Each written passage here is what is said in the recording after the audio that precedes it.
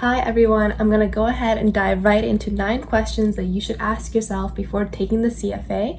Don't look at the description, the answers are in there. They might surprise you, so towards the end of this video, I will explain what I mean. I am 99% sure that you can't get a tie on these, so let me know what your scores are and whether or not you're in the CFA yes bucket or the CFA no bucket. Treat this like a test. Get out a pen and pencil or get out your notepad and see how many questions you answer yes or no. 1. Do you want to get better at your job? 2. Is it possible that you may want to change your job in the future to another job in finance? 3. Do you hesitate to say that you'll be in finance forever? 4. Do the jobs that you want need it? 5.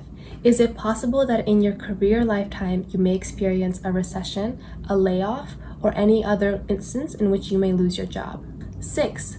Will you be okay neglecting fill in the blank for a while? Insert family, friends, exercise, health, etc. 7. Do you think you can study fewer than 300 hours? 8. Are you achieving anything else this year? 9. Is the material interesting to you?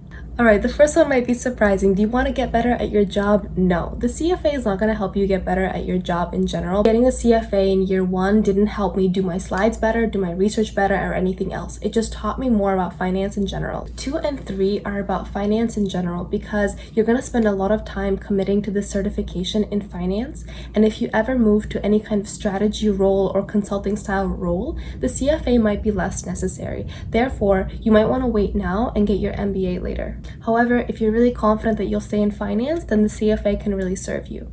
Something that I highly recommend is looking at LinkedIn 10 years out or 5 years out and looking at that job description and say, where do I want to be? What will I apply for in 5 years? If that job description says CFA or higher education really recommended or necessary, then it might be a good idea.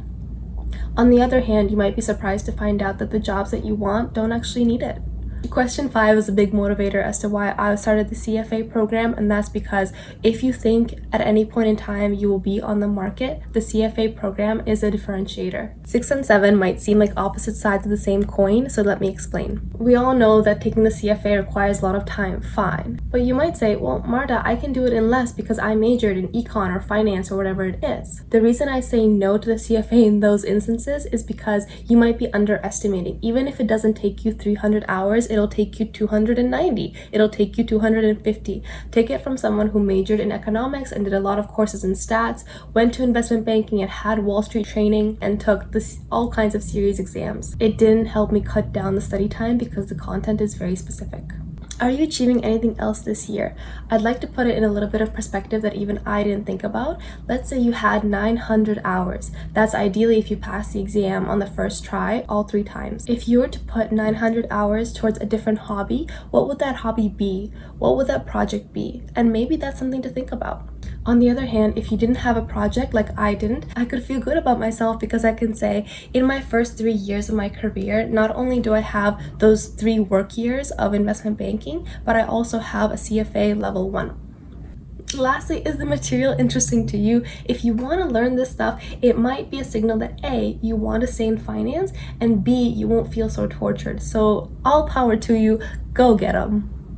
Thank you for watching this video. Please like and subscribe for more content about careers. I'll be posting on a weekly basis.